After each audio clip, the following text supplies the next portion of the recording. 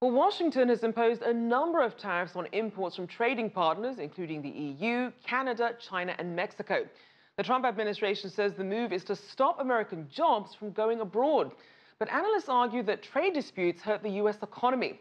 For a closer look at this, Ryntjes spoke with Glenn Somerville, associate editor of the consumer finance magazine Kiplinger. Now, Daniel began by asking about the impact tariffs are having on American consumers. Well, think of a tariff as a tax, essentially, because that's what it is. It's raising the price of a basic product that you buy. Let's say we consider the steel tariffs that U.S. has recently imposed on the rest of the world, including its allies. Average consumer doesn't buy steel directly, but he buys things which are made out of steel, everything from his car to his washing machine. The price goes up, inflation edges higher. Consumers are paying hundreds of dollars more each time they buy a big product like that. That's correct, and I'll give you a good, easy to understand example. Back in January, the U.S. imposed tariffs on imported washing machines from Korea. Well, washing machine prices have begun to edge up, partly because there's not that many domestic washing machine makers. Most of our washing machines are imported. So prices go up. What impact does that have on this very favorable economic climate that we find ourselves in here in the United States? When tariffs go up, essentially when new taxes are imposed, it's reducing the amount of income that you have in your pocket. You have less to spend.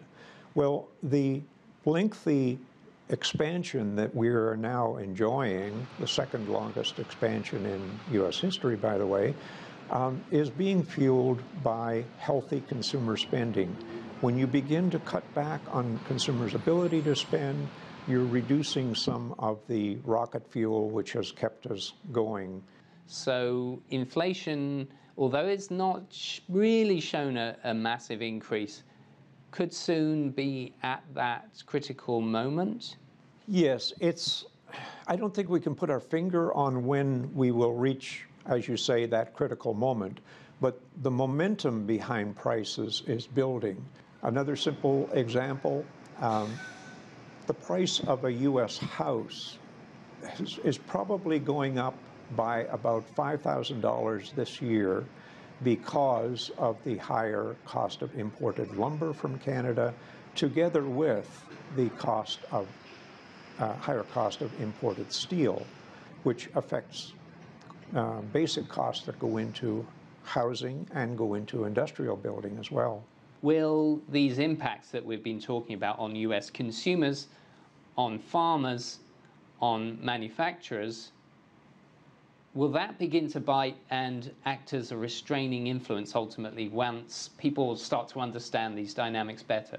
The best estimates that we have are that as many as 10,000 jobs could be created in the U.S. steel industry through increased production at home because of the higher cost of imported steel.